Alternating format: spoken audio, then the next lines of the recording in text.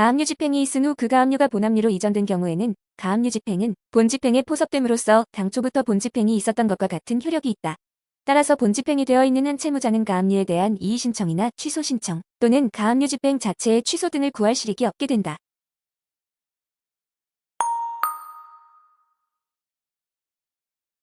가압류한 지명채권에 대하여 가압류에서 본압류로 이전하는 내용의 주문이 누락된 채 압류 및 추심명령이 발령되었다 하더라도 가압류 및 압류, 추심의 당사자 사이에 서로 동일성이 인정되고 가압류의 피보 전채권과 압류 추심의 집행채권 사이 및 가압류 대상채권과 압류, 추심 대상채권 사이에 서로 동일성이 인정되는 경우에는 해당 가압류는 본압류로 이전되는 효력이 생긴다.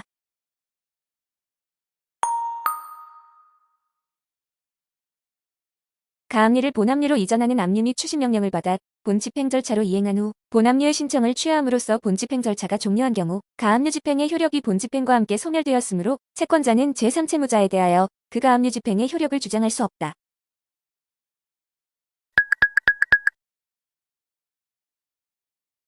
가압류와 그 본집행인 강제집행 절차는 하나의 목적을 위한 일련의 절차로서 일체를 이루는 것이므로 일단 가압류가 본집행으로 이전된 후 채무자가 청구 이에 소송에서 승소함으로써 본집행 절차가 종국적으로 취소된 경우에는 가압류 절차도 본집행 절차와 함께 효력을 상실한다.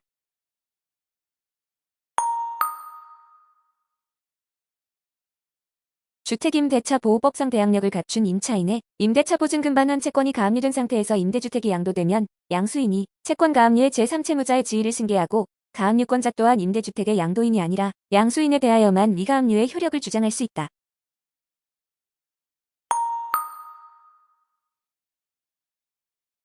경매 목적 부동산이 2개 이상 있는 경우 분할 매각보다 일괄 매각을 하는 것이 물건 전체의 효용을 높이고 가액도 현저히 고가로 될 것이 명백한 경우 일괄 매각을 하는 것이 부당하다고 인정할 특별한 사유가 없는 한 일괄 매각의 방법에 의하는 것이 타당하다.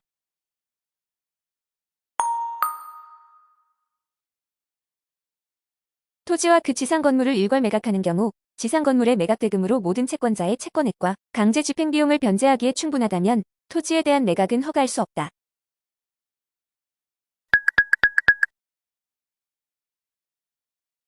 일괄 매각 결정은 법원이 직권으로 할 수 있을 뿐 아니라 이해관계인의 신청에 의하여도 가능하다.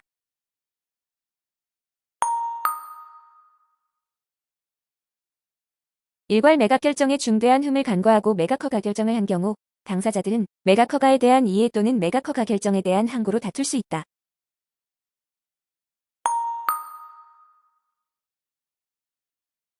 부동산의 일괄 매각의 경우에 서로 다른 별개의 부동산에 대한 매각 대금의 배당 순서를 달리하여야 한다면 각 부동산에 대한 매각 대금을 별도로 특정할 필요가 있고 일괄 매각 대상인 각 부동산별로 그 최저 매각 가격을 정하여 매각 절차를 진행하여야 한다.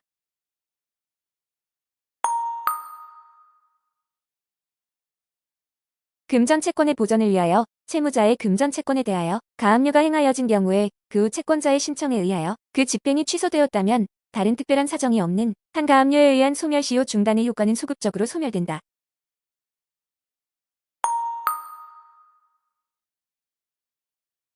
가압류의 집행 후에 행하여진 채권자의 집행 취소 또는 집행 해제의 신청은 실질적으로 집행 신청의 취하에 해당하고 이는 다른 특별한 사정이 없는 한 가압류 자체의 신청을 취하하는 것과 마찬가지로 그에게 권리 행사의 의사가 없음을 객관적으로 표명하는 행위로서 시효 중단의 효력이 소멸한다.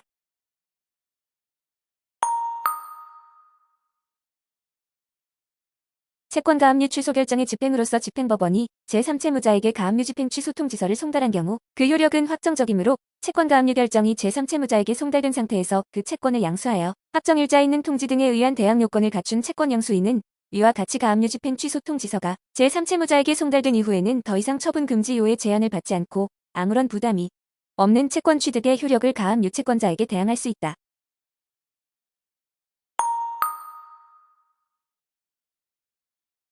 가압류 취소 결정의 집행이 완료되었다 하더라도 이후 항고심에서 가압류 취소 결정을 취소하여 가압류 결정을 인가하였다면 이미 취소된 가압류 집행은 소급하여 부활하게 된다.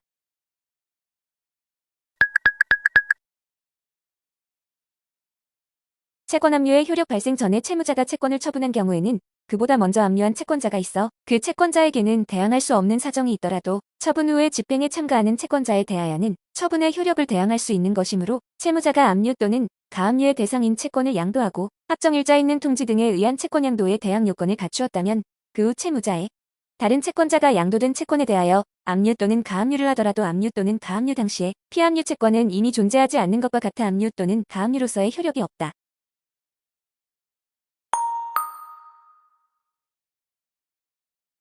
금전 채권에 대한 압류 명령이 있으면 채무자는 채권을 소멸 또는 감소시키는 등의 행위를 할 수 없고 그 행위로 채권자에게 대항할 수 없다.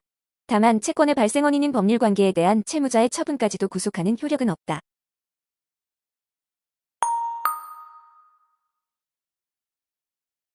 압류의 처분 금지 효력은 절대적인 것이 아니고 채무자의 처분 행위 또는 제3채무자의 변제로서 처분 또는 변제 전에 집행 절차에 참가한 압류 채권자나 배당 요구 채권자에게 대항하지 못한다는 의미로서 상대적 효력을 가진다.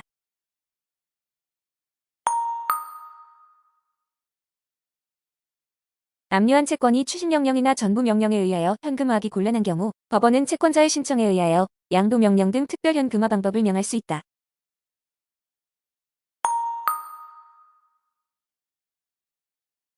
집행채권에 대한 압류는 집행채권자가 그 채무자를 상대로 한 채권 압류 명령의 집행장애 사유가 될 수 없다.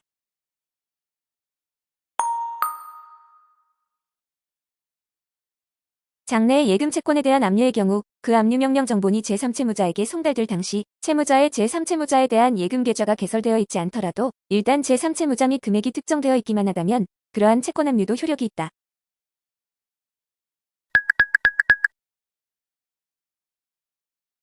집행력 있는 정본을 가진 배당 요구 채권자는 압류 채권자가 제기하는 추심 소송에 공동소송 참가를 할 수 있고 압류 채권자가 추심 절차를 게을리한 때에는 일정한 기간 내에 추심하도록 최고한 후 이에 따르지 아니한 경우에는 법원의 허가를 얻어 직접 추심할 수도 있다.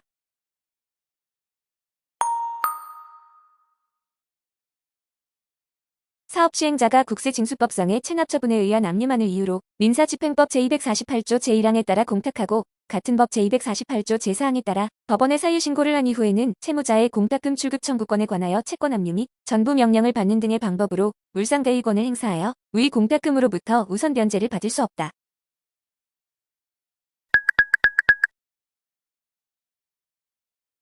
민법, 상법, 그 밖의 법률에 의하여 우선 변제 청구권이 있는 채권자와 집행력 있는 정본을 가진 채권자는 스스로 압류 신청을 하지 않고 다른 채권자에 의하여 개시된 집행 절차에서 배당 요구를 할 수 있다. 이와 달리 배당 요구 종기 전에 미리 가압류를 한 가압류 채권자는 이중압류 채권자로 취급되어 배당에 참가하게 되므로 배당 요구를 할 필요가 없고 배당 요구를 할 자격도 없다.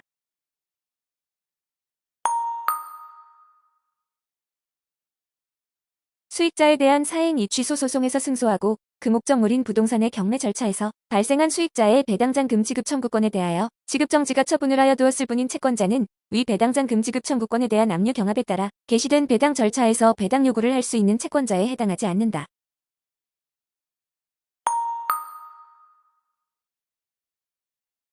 저당권자가 물상대위권을 행사하여 채권 압류 및 추심명령 또는 전부명령을 신청하면서 그 청구 채권 중 이자, 지연 손해금 등 부대채권의 범위를 신청일 무렵까지의 확정 금액으로 기재한 경우 저당권자가 부대채권에 관하여는 신청일까지의 액수만 배당받겠다는 의사를 명확하게 표시하였다고 볼 수 있는 등의 특별한 사정이 없는 한 그 배당 절차에서는 채권 계산서를 제출하였는지 여부에 관계없이 배당 기일까지의 부대채권을 포함하여 원래 우선 변제권을 행사할 수 있는 범위에서 우선 배당을 받을 수 있다.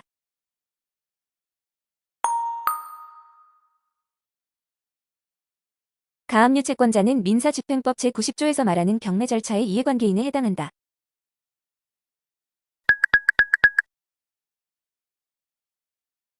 집행력 있는 정본을 가진 채권자라도 배당을 요구하지 않은 경우에는 경매 절차의 이해관계인이 아니다.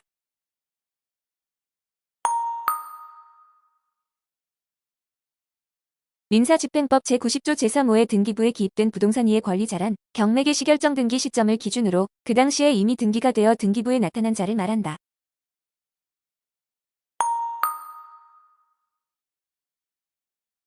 경매 부동산에 대한 가처 분권자는 매각허가 여부의 결정에 대하여 즉시 항고를 제기할 수 있는 민사집행법 제90조의 이해관계인에 해당하지 않는다.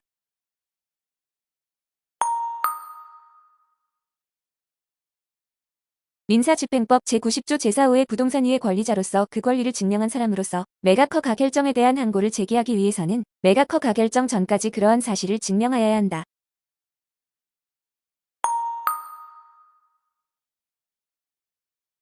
가압류 채권자에 대한 배당액이 공탁된 후 가압류 집행이 취소되거나 가압류 채권자가 본안 소송에서 패소 확정 판결을 받는 등의 경우 그 공탁금은 채무자에게 교부할 것이 아니라 다른 채권자들에게 추가로 배당하여야 하고, 이는 가압류 채권자가 본안에서 승소 확정 판결을 받은 금액이 가압류 채권자에게 공탁된 배당액을 초과한다고 하여도 마찬가지다.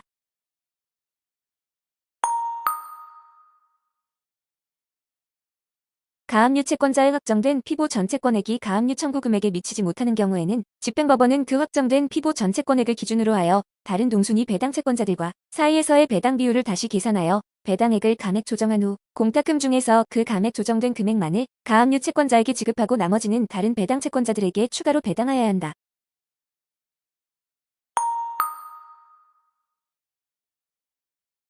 가압류에 대한 본안의 확정 판결에서 그 피보 전 채권의 원금 중 일부만이 남아있는 것으로 확정된 경우라도 특별한 사정이 없는 한 가압류 청구 금액 범위 내에서는 그 나머지 원금과 청구 기초의 동일성이 인정되는 지연손해금도 피보 전 채권의 범위에 포함되므로 이를 가산한 금액이 가압류 청구 금액을 넘는지 여부를 가리고, 만약 가압류 청구 금액에 미치지 못하는 경우에는 그 금액을 기초로 배당액을 조정하여야 한다.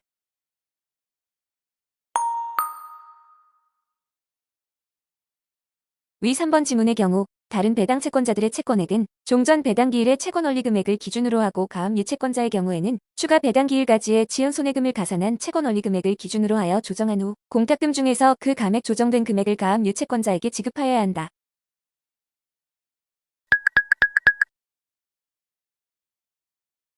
가압류 채권자의 채권에 대하여는 그에 대한 배당액을 공탁하여야 하고, 그 후 그 채권에 관하여 채권자 승소의 본안 판결이 확정됨에 따라 공탁의 사유가 소멸한 때에는 가압류 채권자에게 공탁금을 지급하여야 하므로, 가압류 채권자가 본안 판결이 확정되었음에도 공탁된 배당금의 수령을 지체하던 중 채무자에 대하여 파산이 선고된 경우에도 가압류 채권자는 적법하게 공탁금을 수령할 수 있다.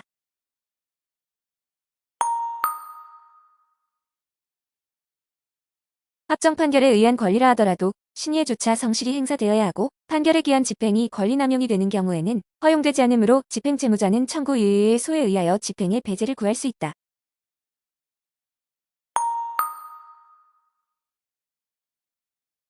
청구이의의 소로 집행권원의 집행력 자체의 배제를 구하는 것이 아니라 이미 집행된 계계의 구체적인 집행행위의 배제를 구하는 것은 허용되지 않는다.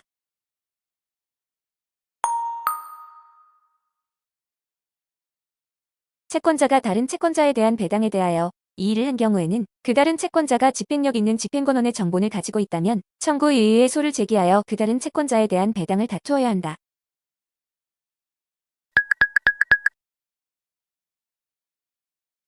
아직 확정되지 않은 가집행 선고 있는 판결에 대하여는 청구이의의 소를 제기할 수 없다.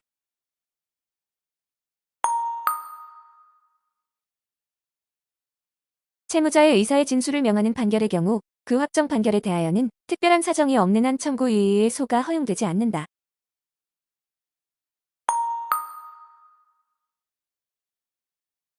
청구이의의 소는 채무자가 확정된 종국 판결 등 집행권원에 표시된 청구권에 관하여 실체상 사유를 주장하여 그 집행력의 배제를 구하는 것이므로 유효한 집행권원을 그 대상으로 한다.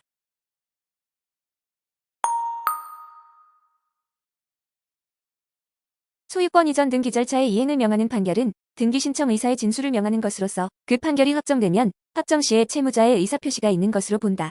의사표시를 명하는 집행권원의 집행이 채권자의 반대 의무와 동시 이행 관계에 있는 때와 같이 반대 의무가 이행된 뒤에 의사를 진술할 것인 경우에는 집행문을 내어준 때에 그 효력이 생긴다.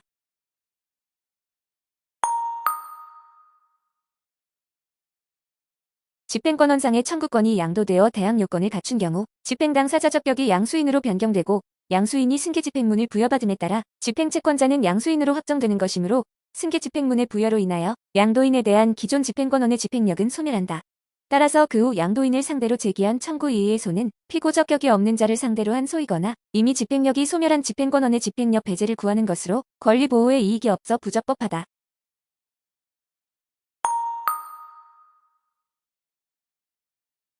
제1심 판결이 공시송달의 방법으로 송달되어 확정된 후 추한항소가 제기되고 항소심이 추한항소를 각하하지 않은 채 제1심 판결 선고 후의 사정으로 판결로서 소송 종료 선언을 하여 그 판결이 확정되었다면 선행소송인 제1심 판결에 대하여 집행력의 배제를 구하는 청구이의의 소를 제기할 수 있다.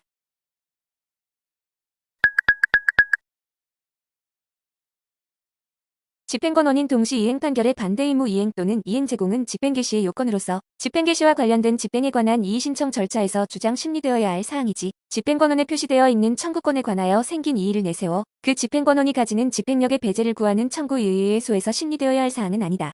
따라서 동시이행 판결의 채무자로서는 그 집행력의 배제를 구하는 청구 이의에 소해서 채권자가 반대 의무의 이행 또는 이행 제공을 하지 않았다는 주장을 청구 이의의 사유로 내세울 수 없다.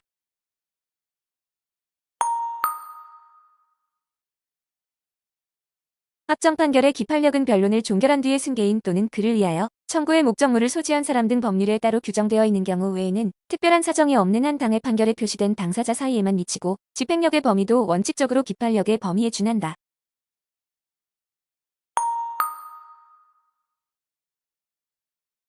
판결이 그 판결에 표시된 당사자 외에 사람에게 효력이 미치는 때 그 사람에 대하여 강제 집행을 하기 위해서는 승계 집행문을 부여받아야 한다.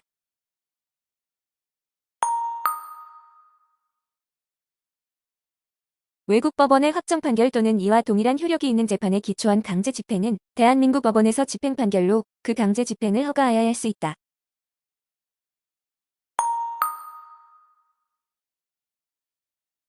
확정된 지급명령에 기한 강제 집행의 경우 조건이 붙어 있더라도 집행문을 부여받을 필요 없이 강제 집행을 할 수 있다.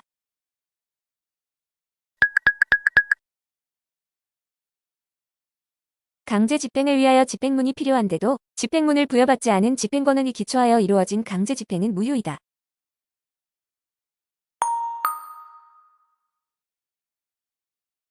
담보권 실행 경매에서 집행법원이 매각대금 납부 기한을 지정하거나 그 지정을 취소하는 결정에 대하여는 집행에 관한 이의 신청으로 불복할 수 있다.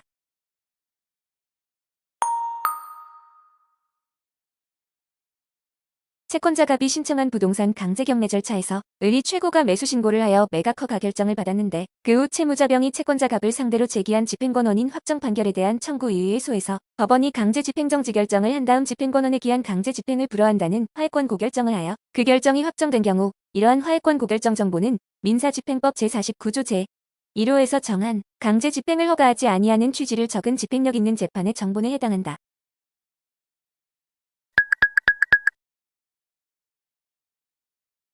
경매 절차의 진행에 관한 집행법원의 결정에 대하여 집행에 관한 이의를 신청하려면 원칙적으로 그와 같은 집행법원의 결정에 대하여 법률상의 이해관계를 가져야만 할 것인가. 장차 경매 절차에서 매수 신고할 예정이라는 사유만으로는 그 경매 절차에 관하여 법률상 이해관계를 가진다고 할 수 없어 집행에 관한 이의를 신청할 적격이 없다.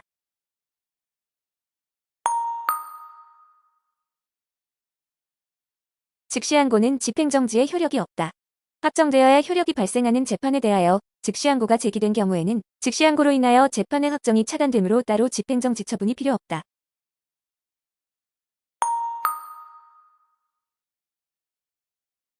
항고 절차는 편면적 불복 절차이므로 항고장에 반드시 피항고인의 표시가 있어야 하는 것은 아니며 항고장을 상대방에게 송달하여야 하는 것도 아니다.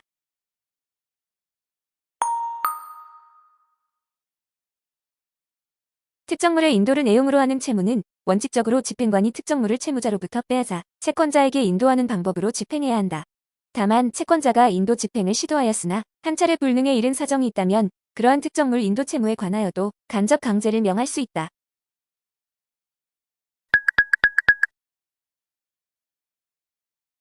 계속적 부작 의무를 명한 가처분에 기한 간접 강제 결정이 발령된 상태에서 의무의 반행위가 계속되던 중 채무자가 그 행위를 중지하고 장래의 의무의 반행위를 방지하기 위한 적당한 조치를 취했다거나 가처분에서 정한 금지 기간이 경과하였다고 하더라도 채무자는 간접 강제 결정 발령 후에 행한 의무의 반행위에 대하여 배상금의 지급 의무를 면하지 못한다.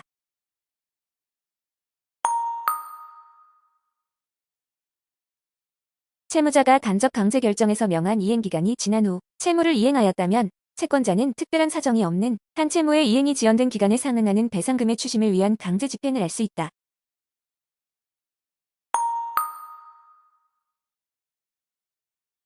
간접 강제 배상금은 채무자로부터 추심된 후 국고로 귀속되는 것이 아니라 채권자에게 지급하여 채무자의 의무 불이행으로 인한 손해의 전보에 충당된다.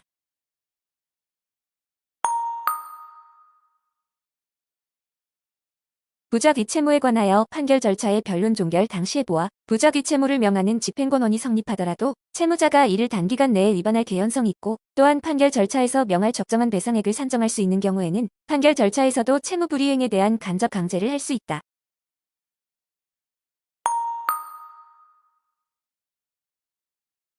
법원이 이중경매 신청에 기한 경매 개시 결정을 하면서 그 결정을 채무자에게 송달함이 없이 경매 절차를 진행하였더라도 매각대금 납부의 효력이 부정되는 것은 아니다.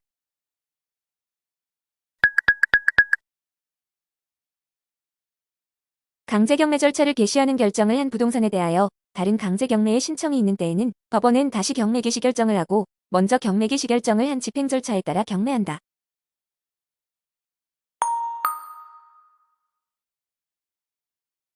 이중경매 개시 결정을 하는 경우 선행 경매 신청이 취하되거나 그 절차가 취소 또는 정지된 경우 선행한 경매 절차의 결과는 후행한 경매 절차에서 유효한 범위에서 그대로 승계되어 이용된다. 따라서 선행 경매 절차에서 경매 채무자가 주소 변경 신고를 하였다면 선행 절차가 취소되더라도 그 주소 변경 신고는 후행 절차에 의하여 속행된 경매 절차에서 효력이 있다.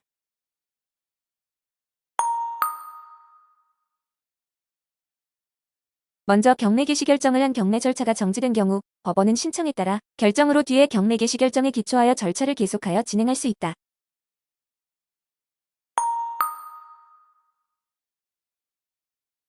강제 경매 개시 후 압류 채권자의 우선하는 저당권자 등이 경매 신청을 하여 이중 경매 개시 결정이 되어 있는 경우 경매 취소 사유인 남을 가망이 없을 경우에 해당 여부와 관련하여 최저 매각 가격과 비교해야 할 우선 채권의 범위를 정하는 기준이 되는 권리는 그 절차에서 경매 개시 결정을 받은 채권자 중 최우선 순위 권리자의 권리로 보아야 한다.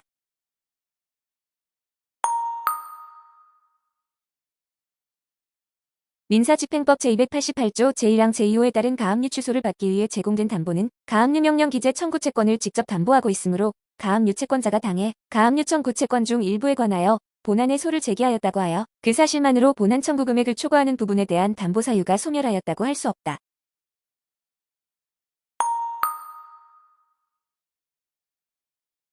보전 집행 후 3년간 본안의 소를 제기하지 아니하였음을 이유로 한 보전처분 취소는 시효 중단의 효력이 소급하여 없어지는 민법 제175조에서 정한 압류, 가압류 및 가처분이 권리자의 청구에 의하여 또는 법률의 규정에 따르지 아니함으로 인하여 취소된 때에 해당하지 않는다.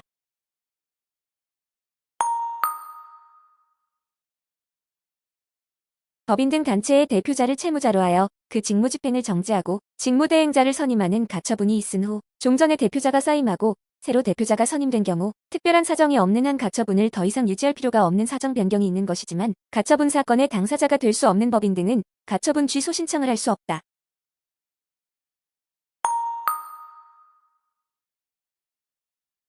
채권자가 정해진 기간 내에 본안의 소를 제기하고 소재 기증 명서를 제출하였으나 그 기간이 지난 뒤에 청구기초에 동일성이 인정되는 별소를 제기하고 원래의 소를 취하한 경우라면 채권자에게 피보전 권리를 실현할 의사가 있었으니 명백하므로 제소 명령 불이행에 따른 취소 사유가 되지 아니한다.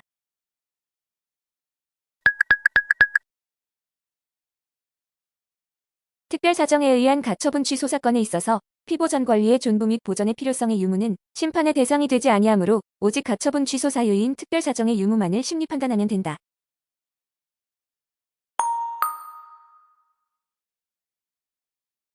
본안 소송에서 소의 취하 또는 취하 간주가 있다 하여도 제소 금지에 해당하지 아니하는 이상 보전 의사를 포기하였다고 볼 수 있는 경우가 아니면 보전 처분의 취소 사유인 사정 변경으로 볼 수 없다.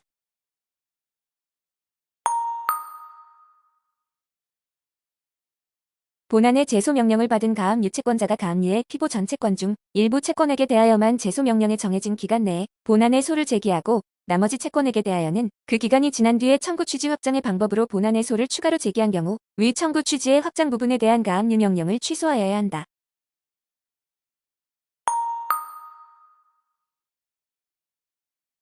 제소명령 불이행을 이유로 한 보전처분 취소 결정은 민사집행법 제15조의 집행 절차에 관한 집행법원의 재판에 해당한다고 볼 수 없으므로 그에 대한 즉시항고에 관해서는 민사소송법상 즉시항고에 관한 규정이 적용된다.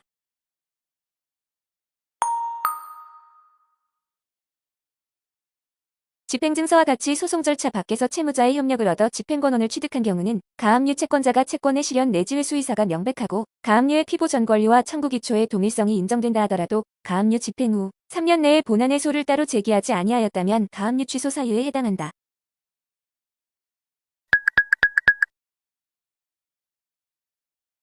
보전 집행 후 3년간 본안의 소가 제기되지 아니하였다고 하여 보전 처분 취소 결정 없이도 보전 처분의 효력이 당연히 소멸되거나 보전 처분 취소 결정이 확정된 때에 보전 집행 시로부터 3년이 경과된 시점에 소급하여 보전 처분의 효력을 소멸하게 하는 것은 아니다.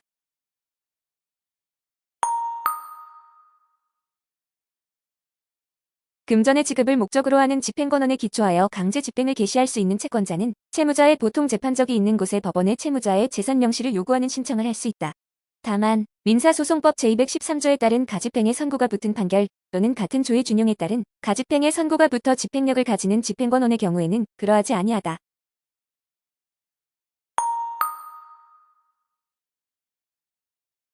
변제, 그 밖의 사유로 채무가 소멸되었다는 것이 증명되거나 채무불이행자 명부에 오른 다음에부터 10년이 지난 때에는 법원은 직권으로 채무불이행자 명부에서 그 이름을 말소하는 결정을 하여야 한다.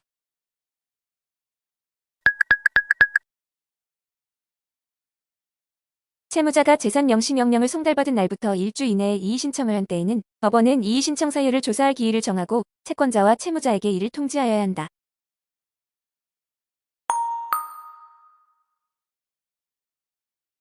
재산 명시 절차에 관할 법원은 재산 명시 절차에서 채무자가 제출한 재산 목록의 재산만으로는 집행채권의 만족을 얻기에 부족한 경우 그 재산 명시를 신청한 채권자의 신청에 따라 개인의 재산 및 신용에 관한 전산망을 관리하는 공공기관, 금융기관, 단체 등의 채무자 명의의 재산에 관하여 조회할 수 있다.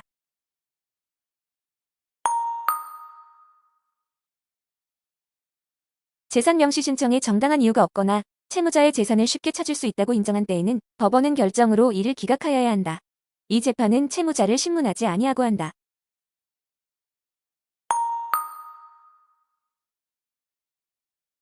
소유권 이전 등기 청구권이 가압류된 후 채무자가 제3채무자를 상대로 소유권 이전 등기 청구에 소를 제기한 경우에는 법원은 가압류 해제를 조건으로 하여서만 청구를 인용할 수 있다.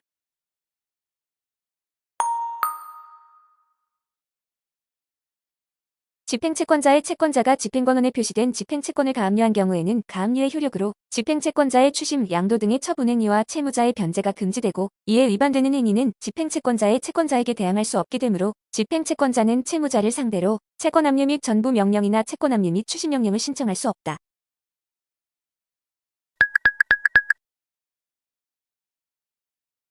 부동산 소유권 이전 등기 청구권의 가압류는 채무자 명의로 소유권을 이전하여 이에 대하여 강제 집행을 할 것을 전제로 하고 있으므로 소유권 이전 등기 청구권을 가압류하였다 하더라도 어떠한 경로로 제3채무자로부터 채무자 명의로 소유권 이전 등기가 맞춰졌다면 채권자는 부동산 자체를 가압류하거나 압류하면 될 것이지 등기를 말소할 필요는 없다.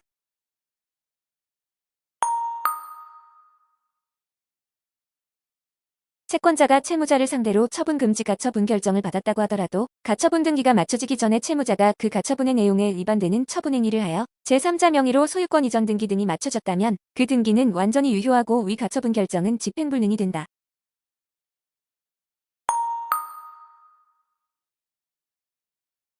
가등기된 부동산 소유권 이전 등기 청구권에 대한 가압류의 기입 등기가 맞춰지느라면 가등기의 기한 본등기와 이에 터잡아 제3자 명의의 소유권 이전 등기가 격려되었다 하더라도 가압류 채권자는 위 제3자에 대하여 위 가압류의 처분 금지적 효력을 주장할 수 있다.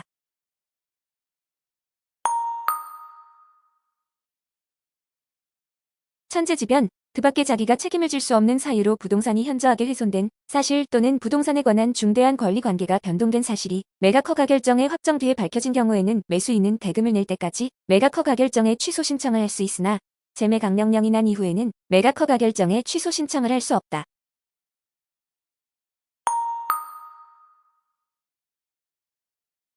재매각 절차에서는 전에 매수인은 매수 신청을 할 수 없으며 매수 신청의 보증을 돌려줄 것을 요구하지 못한다.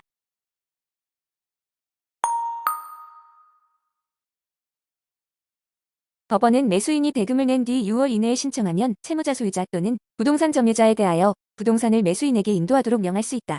다만 점유자가 매수인에게 대항할 수 있는 권한에 의하여 점유하고 있는 것으로 인정되는 경우에는 그러하지 아니하다.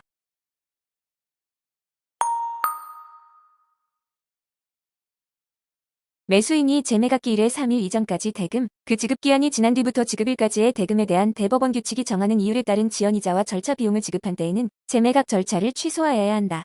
이 경우 차순임매수 신고인이 매각 허가 결정을 받았던 때에는 위 금액을 먼저 지급한 매수인이 매매 목적물의 권리를 취득한다.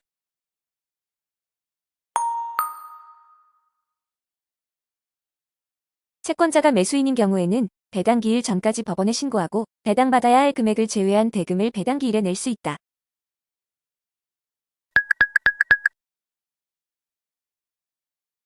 법원은 경매 개시 결정을 한 뒤에 바로 집행관에게 부동산의 현상, 점유관계, 차임 또는 보증금의 액수, 그 밖의 현황에 관하여 조사하도록 명하여야 한다.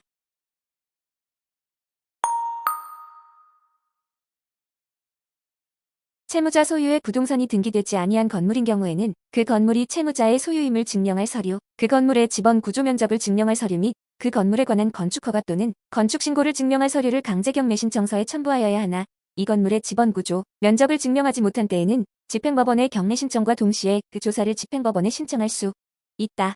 이 경우 법원은 집행관에게 그 조사를 하게 하여야 한다.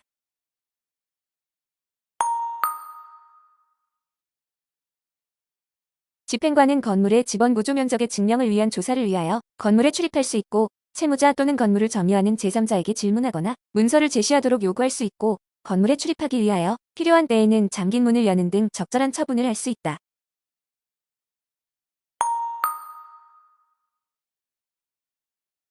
집행관은 집행을 하기 위하여 필요한 경우에는 채무자의 주거 창고, 그 밖의 장소를 수색하고 잠근 문과 기구를 여는 등 적절한 조치를 할 수 있다. 이 경우에 저항을 받으면 집행관은 경찰 또는 국군의 원조를 요청할 수 있다.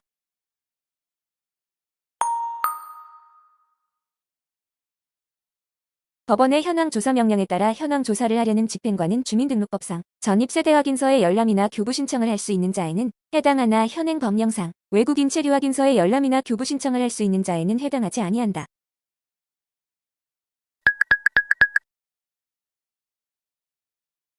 부동산의 공유지분권자가 공유물 분할의 소를 본안으로 제기하기에 앞서 그 승소 판결이 확정됨으로써 취득할 특정 부분에 대한 소유권을 피보전 권리로 하여 부동산 전부에 대한 처분 금지 가처분은 할 수 있지만 다른 공유자의 공유지분에 대하여는 처분 금지 가처분을 할 수 없다.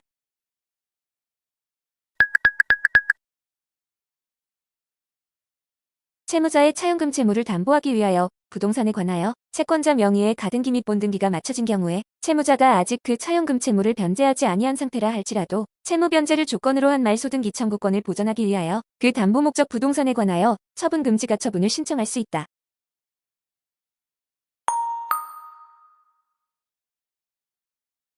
가압류 결정의 피보전 권리와 본안의 소송물인 권리는 엄격하게 일치될 필요는 없으며 청구의 기초에 동일성이 인정되는 한 그 가압류의 효력은 본안 소송의 권리에 미친다.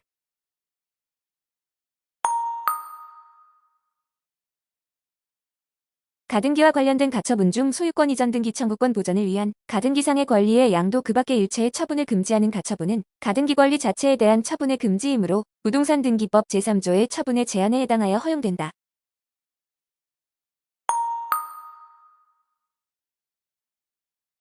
확정 판결 또는 이와 동일한 효력이 있는 집행권원에 기한 강제 집행의 정지는 오직 강제 집행에 관한 법규 중에 그에 관한 규정이 있는 경우에 한하여 가능한 것이고, 이와 같은 규정에 의함이 없이 일반적인 가처분의 방법으로 강제 집행을 정지시킨다는 것은 허용되지 않는다.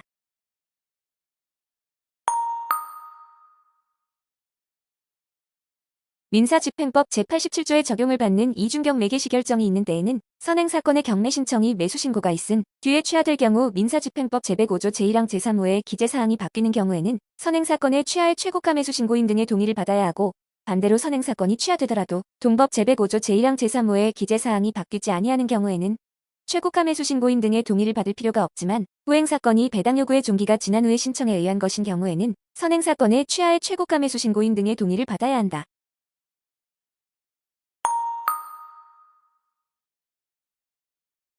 매수인의 대금 미납으로 재매각 명령이 내려진 상태에서 벽별 신청인이 경매 신청을 취하할 경우 대금 미납으로 재매각 절차를 야기한 전 매수인도 경매 신청 취하에 대한 동의권자에 해당한다.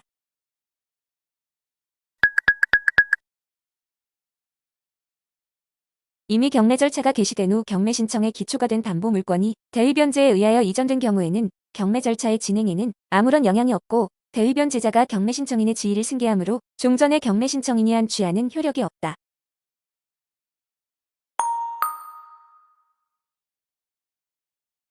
매수인이 대금을 납부한 후에는 경매 신청의 취하는 허용되지 아니하고 배당 절차를 속행하면 된다.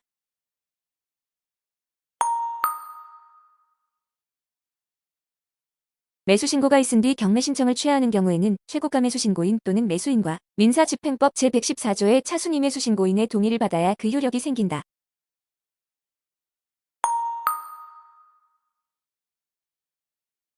민사집행법 제246조 제1항 제8호에 따라 압류가 금지되는 채무자의 1월간 생계유지에 필요한 예금은 채무자 명의의 어느 한 계좌에 예치되어 있는 금액이 아니라 개인별 잔액, 즉 각 금융기관에 예치되어 있는 채무자 명의의 예금을 합산한 금액 중 일정 금액을 의미한다.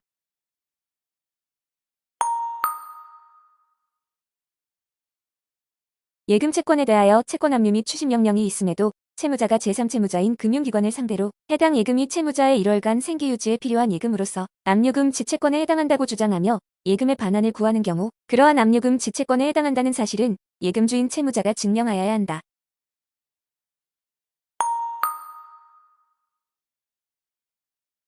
민사집행법은 제246조 제1항 제4호에서 퇴직연금, 그 밖에 이와 비슷한 성질을 가진 급 여채권은 그 1/2에 해당하는 금액만 압류하지 못하는 것으로 규정하고 있으나 근로자 퇴직급여 보장법상 퇴직연금 채권은 압류가 전액 금지된다.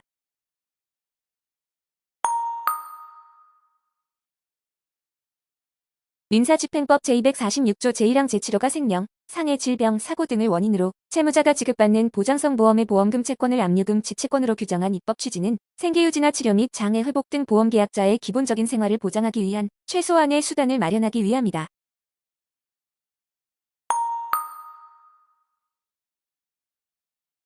채권자가 스스로를 제3채무자로 하여 채무자의 자신에 대한 채권을 압류하는 것은 허용되지 않는다.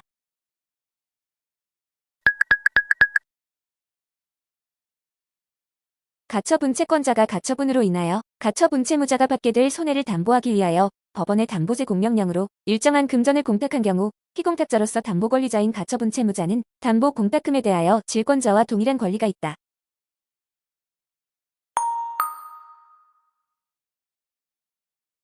가처분 채권자가 파산 선고를 받게 되면 가처분 채권자가 제공한 담보 공탁금에 대한 공탁금 회수 청구권에 관한 권리는 파산재단에 속하므로 가처분 채무자가 공탁금 회수 청구권에 관하여 질권자로서 권리를 행사한다면 이는 별채권을 행사하는 것으로서 파산 절차에 의하지 아니하고 담보권을 실행할 수 있다.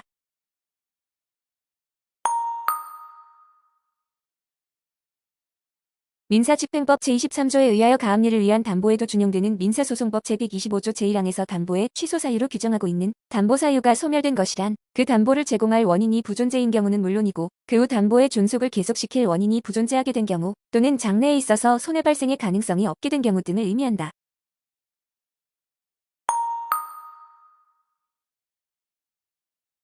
가압류 채권자가 본안 소송에서 승소의 확정 판결을 얻은 것과 같이 이미 집행된 가압류 등 보전 처분의 정당성이 인용됨으로써 손해가 발생되지 아니할 것이 확실하게 된 경우도 담보의 취소 사유에 해당하지만 이행권 고결정이 확정된 경우까지 담보 사유가 소멸되었다고 볼 수는 없다.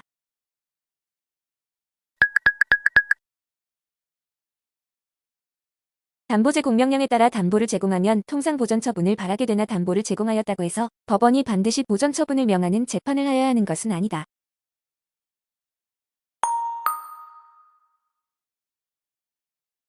강제 집행에 필요한 비용은 채무자가 부담하고 그 집행에 의하여 우선적으로 변상을 받는데 이러한 집행 비용은 집행권원 없이도 배당재단으로부터 각 채권에게 우선하여 배당받을 수 있다.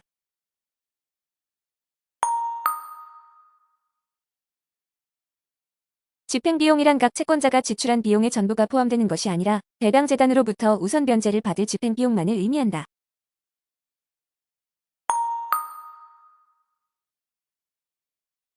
집행비용에 해당하려면 강제 집행을 직접 목적으로 하여 지출된 비용으로서 강제 집행의 준비 및 실시를 위하여 필요한 비용이어야 하고 나아가 집행 절차에서 모든 채권자를 위해 채당한 공익 비용이어야 한다. 따라서 채권자가 현실적으로 지출한 비용이어도 당해 집행과 무관하거나 필요가 없는 것은 집행비용에 해당하지 않는다.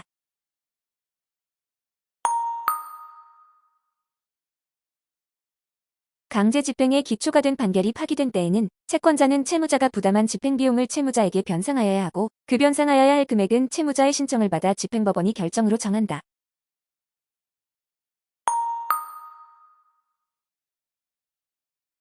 부동산을 목적으로 하는 담보권 실행을 위한 경매 절차에서 그 경매 신청 전에 부동산의 소유자가 사망하였으나 그 상속인이 상속 등기를 마치지 않아 경매 신청인이 경매 절차의 진행을 위하여 부득이 상속인을 대위하여 상속 등기를 마친 경우 그 상속 등기를 마치기 위해 지출한 비용은 담보권 실행을 위한 경매를 직접 목적으로 하여 지출된 비용으로서 그 경매 절차의 준비 또는 실시를 위하여 필요한 비용이라고 볼 수 없고 나아가 그 경매 절차에서 모든 채권자를 위해 채당한 공익 비용으로서 집행비용에 해당한다고 할 수 없다.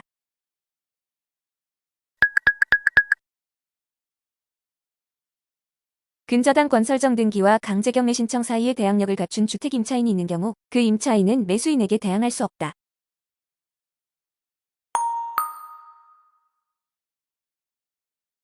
저당권 압류채권 가압 유채권에 대항할 수 있는 전세권은 매각으로 소멸하지 않고 매수인이 인수하나 전세권의 경우 전세권자가 적법한 배당 요구를 하면 매각으로 소멸한다.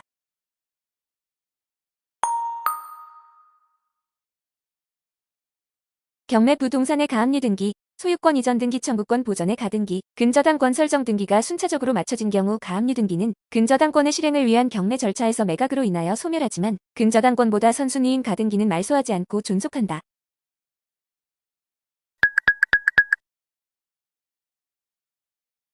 유치권에 의한 경매도 강제경매나 담보권 실행을 위한 경매와 마찬가지로 목적 부동산 이의 부담을 소멸시키는 것을 법정 매각 조건으로 하여 실시되고 우선 채권자뿐만 아니라 일반 채권자의 배당 요구도 허용되며 유치권자는 일반 채권자와 동일한 순위로 배당을 받을 수 있다.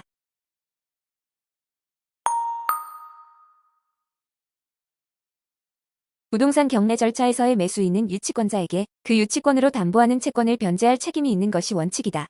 그러나 경매 개시 결정 등기가 맞춰져 압류의 효력이 발생한 후에 유치권을 취득한 경우 그러한 유치권으로는 매수인에게 대항할 수 없다.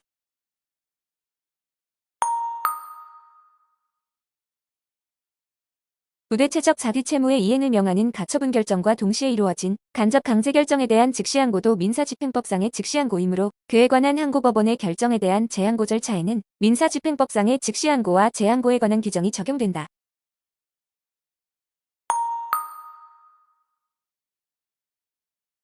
동산에 대한 가처분 결정에 기재한 다툼의 대상물 표시 방법에 의하여는 그 대상물이 충분히 특정되어 있지 아니함에도 불구하고 집행관에 의한 집행처분이 이루어진 경우 채무자는 집행에 관한 이의를 통하여 집행 취소를 구할 수 있다.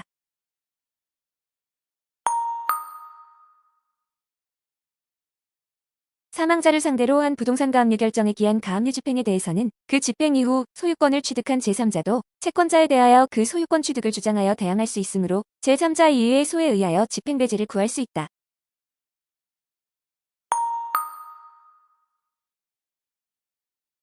점유이전 금지 가처분의 대상이 된 목적물의 소유자가 그 의사에 기하여 가처분 채무자에게 직접 점유를 하게 한 경우 소유자는 간접 점유자로서 위 점유이전 금지 가처분의 집행에 대하여 제3자 이의의 소를 제기할 수 있다.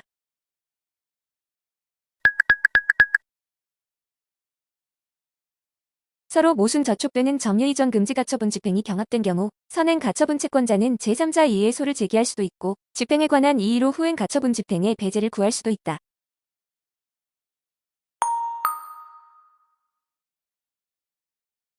경매 개시 결정이 등기된 뒤에 가압류를 한 채권자는 배당 요구의 중기까지 배당 요구를 한 경우에 한하여 로소 배당을 받을 수 있다.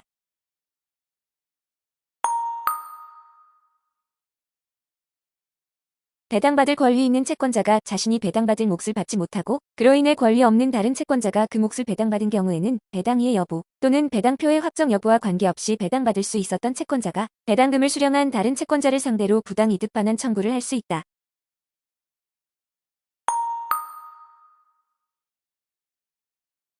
집행력 있는 정본을 가진 채권자가 적법한 배당 요구를 하지 않아 배당에서 제외되는 것으로 배당표가 작성되어 배당이 실시된 경우 그 채권자는 자신이 적법한 배당 요구를 했다면 배당받을 수 있었던 금액에 해당하는 돈을 배당받은 다른 채권자를 상대로 부당 이득 반환을 청구할 수 있다.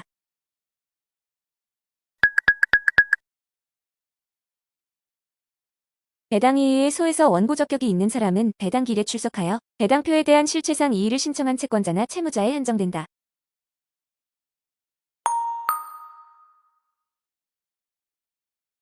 배당기일에 이의한 채권자나 채무자는 배당기일부터 일주일 이내에 배당이의의 소를 제기해야 하는데 소송 도중 배당이의의 소로 청구 취지를 변경한 경우 제소기간을 준수하였는지는 청구 취지 변경 신청서를 법원에 제출한 때를 기준으로 판단해야 한다.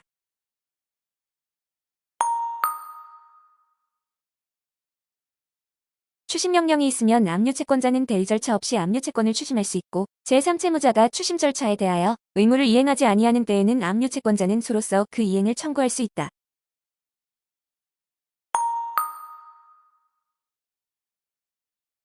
압류 및 추심명령의 제3채무자는 추심의 소를 제기당한 경우 집행력 있는 정본을 가진 다른 채권자를 공동소송인으로 원고 쪽에 참가하도록 명할 것을 첫 변론 기일까지 신청할 수 있다.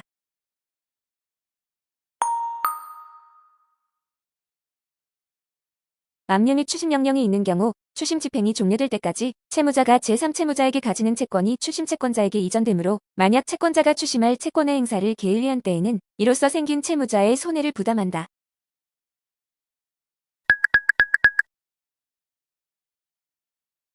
금전 채권에 대하여 압류 및 추심 명령이 있더라도 그 추심권능은 그 자체로서 독립적으로 처분하여 환가할 수 있는 것이 아니므로 압류할 수 없는 성질의 것이다.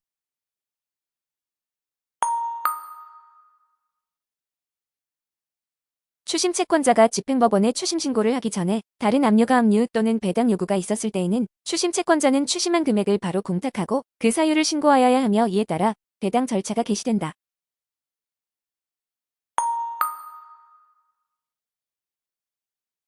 금전 채권에 대한 압류를 원인으로 제3채무자가 집행공탁을 하면 피압류 채권이 소멸하고 압류 명령은 그 목적을 달성하여 효력을 상실하며 압류 채권자의 지위는 집행공탁금에 대하여 배당을 받을 채권자의 지위로 전환된다.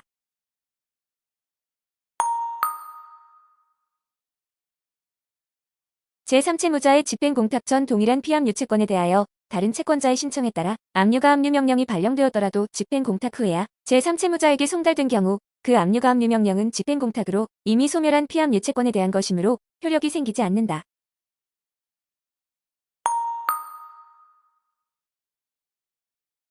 금전 채권의 일부만이 압류되었음에도 채권 전액을 한꺼번에 공탁한 경우 그 공탁금 전부가 집행공탁으로 취급된다.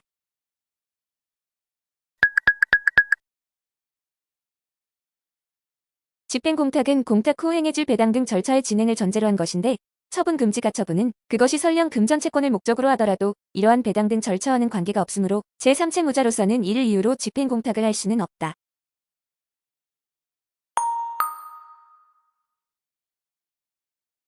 제3채무자가 압류를 이유로 집행공탁한 경우 압류채권자 이외의 다른 채권자는 제3채무자가 공탁 사유를 법원에 신고하기 전까지 배당 요구를 하여야 해당 채권에 대한 강제 집행 절차에 참가할 수 있다.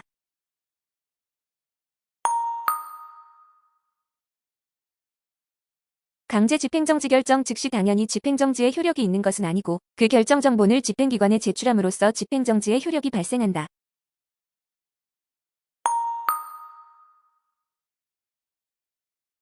가집행선고 있는 제1심판결 중 항소심판결에 의하여 취소된 부분의 가집행선고는 항소심판결의 선고로 인하여 그 효력을 잃고 항소심판결의 정본을 집행법원에 제출함으로써 이 부분에 관한 강제 집행을 정지할 수 있으므로 별도로 강제 집행정지 신청을 할 이익이 없다.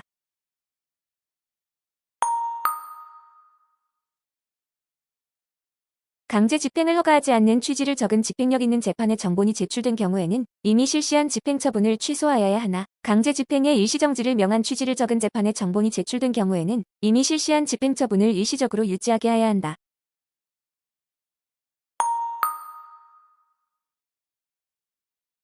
집행할 판결이 소의 취하로 효력을 잃었다는 것을 증명하는 조서 등본이 제출된 경우 강제 집행을 정지하고 이미 실시한 집행처분을 취소하여야 한다.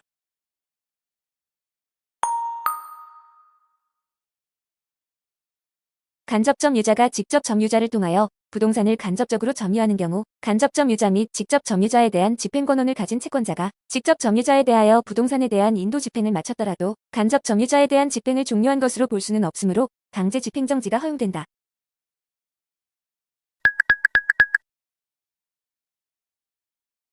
잠정처분은 청구 이외의 소 등이 계속 중인 경우 신청할 수 있고 이러한 소가 제기되지 않았는데도 신청한 경우 그 신청은 부적법하다.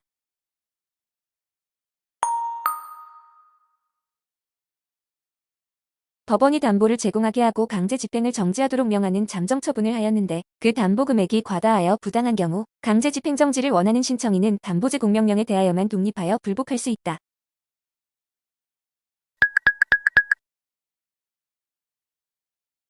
집행권원상의 채무자가 집행권원에 대한 강제 집행정지를 위하여 공탁한 담보는 강제 집행정지로 인하여 채권자에게 생길 손해를 담보하기 위한 것이므로 강제 집행정지의 대상인 집행권원에 기한 기본 채권 자체를 담보하지 않는다.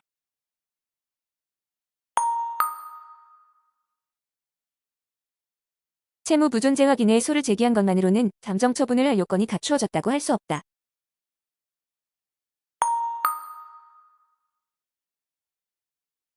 잠정처분은 특별한 사정이 없는 한 본안 소송인 이의의 소에 대한 판결 선고 시까지 효력이 있고 인가의 재판이 없으면 판결 선고와 함께 실효된다. 다만 법원의 재량에 의하여 판결 확정 시까지로 그 시한을 정하는 것은 가능하다.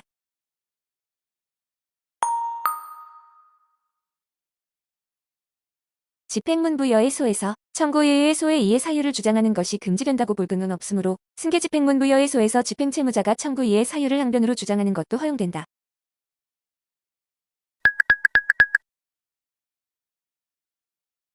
간접 강제결정을 집행하는 데에 조건이 붙어있지 않은 경우 그 간접 강제결정에 대하여 집행문부여를 구하는 소는 부적법하다.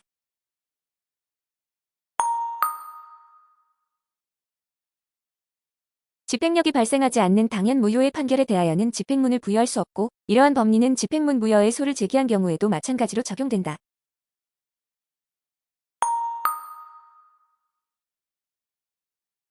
집행문부여의 소에서 원고의 청구 범위 중 일부에 대하여만 집행력의 존재가 인정되는 경우 법원은 집행문부여기관이 그 집행력이 인정되는 일부에 대하여만 집행문을 내어줄 수 있도록 강제 집행할 수 있는 범위를 특정하여 집행문부여를 명하여야 한다.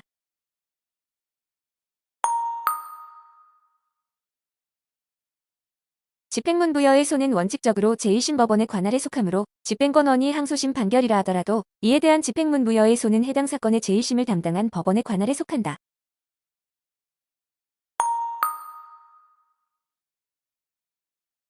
집행관이 독립단독의 사법기관으로서 스스로 법령을 해석하고 집행할 권한이 있고 특히 유체동산 집행은 개시부터 종료까지 집행관의 고유 권한으로서 무익여인지 여부도 스스로 판단하는 것이라고 하더라도 집행관은 유체동산 집행에 관한 법률 전문가로서 집행의 근거로 삼는 법령에 대한 해석이 복잡, 미묘하여 워낙 어렵고 이에 대한 학설, 판례조차 규율되어 있지 않는 등의 특별한 사정이 있는 경우가 아니라면 유체동산 집행에 관한 관계, 법규나 필요한 지식을 충분히 갖출 것이 요구되는 한편 압류하려는 물건이 환가 가능성이 있는지 여부는 통상적인 거래 관행과 사례를 기초로 합리적으로 판단하여야 할 것이며 만일 집행관으로서 당연히 알아야 할 관계 법규를 알지 못하거나 필요한 지식을 갖추지 못하였고 또한 조사를 게을리하여 법규의 해석을 그르쳤고 이로 인하여 타인에게 손해를 가하였다면 불법 행위가 성립한다.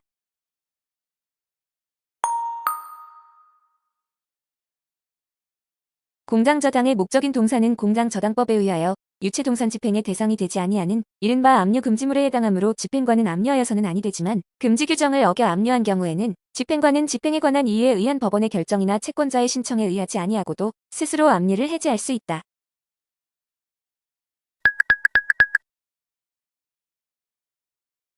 동산 채권 등의 담보에 관한 법률에 따라 동산을 담보로 제공하기로 하는 담보약정을 하고 담보 등기를 마치면 동산담보권이 성립한다. 동산담보권자는 담보 목적물에 대하여 다른 채권자보다 자기 채권을 우선 변제받을 권리가 있다.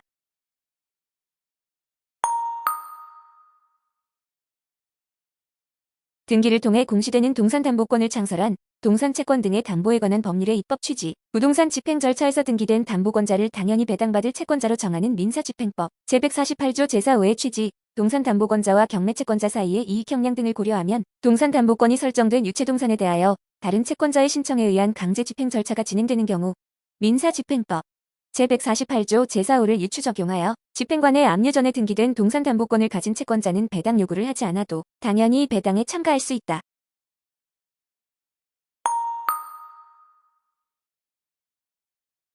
유치권에 의한 경매 절차가 개시된 유체동산에 대하여 유치권자의 승낙 없이 민사집행법 제215조에 따라 다른 채권자가 강제집행에 의하여 압류를 한 다음 민사집행법 제274조 제2항에 따라 유치권에 의한 경매 절차를 정지하고 채권자를 위한 강제경매 절차를 진행하였다면 그 강제경매 절차에서 목적물이 매각되었더라도 유치권자의 지위에는 영향을 미칠 수 없고 유치권자는 그 목적물을 계속하여 유치할 권리가 있다.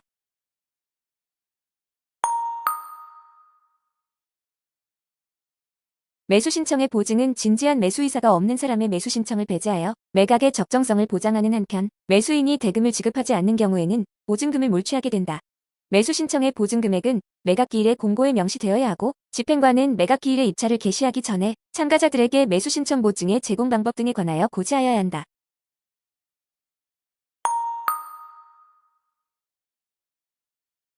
법원은 재매각의 경우는 물론 일반의 매각 절차에서도 최저 매각 가격의 10분의 1이 아닌 다른 금액으로 보증금액을 정함으로써 매수신청인의 보증 제공 의무에 관한 법정 매각 조건을 변경할 수 있으나 법원이 최저 매각 가격의 10분의 1이 아닌 다른 금액으로 보증금액을 정하려면 이러한 내용의 결정을 해야 한다.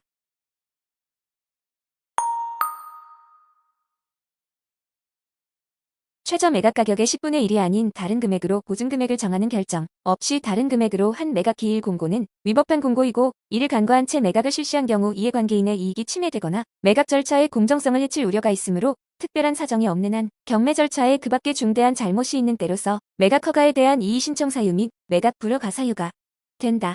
따라서 법원은 위와 같은 위법한 공고를 간과하고 매각 기일을 진행하였을 경우 형식상 유효한 최고가 매수 가격의 신고가 있었더라도 매각 결정 기일에 그 매각을 불허하는 결정을 하고 새 매각 기일을 정하여 적법한 매각 기일 공고를 한 후에 매각을 실시하여야 한다.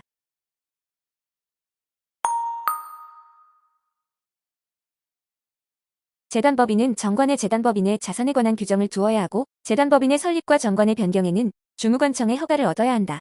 따라서 주무관청의 허가를 얻은 정관에 기재된 기본재산의 처분 행위로 인하여 재단법인의 정관 기재사항을 변경하여야 하는 경우에는 그에 관하여 주무관청의 허가를 얻어야 한다.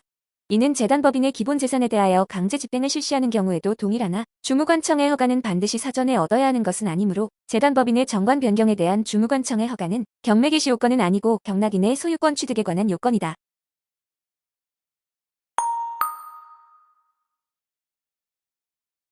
민법상 재단법인의 정관의 기본재산은 담보 설정 등을 할 수 없으나 주무관청의 허가, 승인을 받은 경우에는 이를 할 수 있다는 취지로 정해져 있고, 정관 규정에 따라 주무관청의 허가, 승인을 받아 민법상 재단법인의 기본재산에 관하여 근저당권을 설정한 경우라도 그와 같이 설정된 근저당권을 실행하여 기본재산을 매각할 경우에는 주무관청의 허가를 다시 받아야 한다.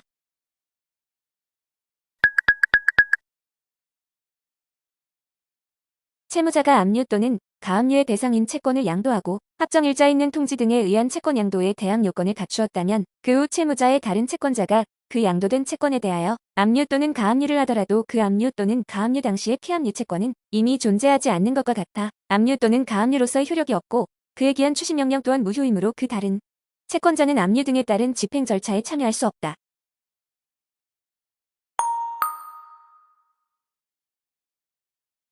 압류된 금전 채권에 대한 전부명령이 절차상 적법하게 발부되어 확정되었다고 하더라도 전부명령이 제3채무자에게 송달될 때에 피압류 채권이 존재하지 않으면 전부명령도 무효이므로 피압류 채권이 전부 채권자에게 이전되거나 집행 채권이 변제되어 소멸하는 효과는 발생할 수 없다.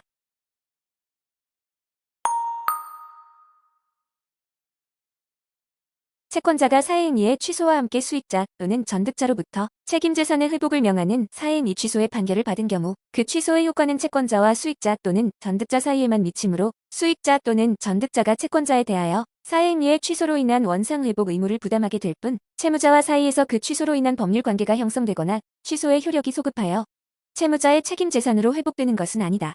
따라서 채권압류 명령 등 당시 피압류 채권이 이미 제3자에 대한 대항 요건을 갖추어 양도되어 그 명령이 효력이 없는 것이 되었다면 그 후에 사행위 취소 소송에서 위 채권 양도 계약이 취소되어 채권이 원채권자에게 복귀하였다고 하더라도 이미 무효로 된 채권압류 명령 등이 다시 유효로 되는 것은 아니다.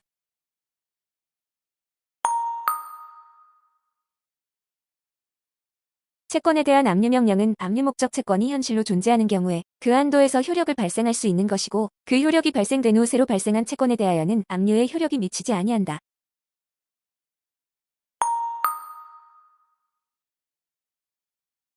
장래의 불확정 채권에 대하여 압류가 중복된 상태에서 전부명령이 있는 경우 그 압류의 경합으로 인하여 전부명령이 무효가 되는지의 여부는 나중에 확정된 피압류 채권액을 기준으로 판단할 것이지, 전부명령이 제3채무자에게 송달된 당시의 계약상의 피압류 채권액을 기준으로 판단할 것은 아니다.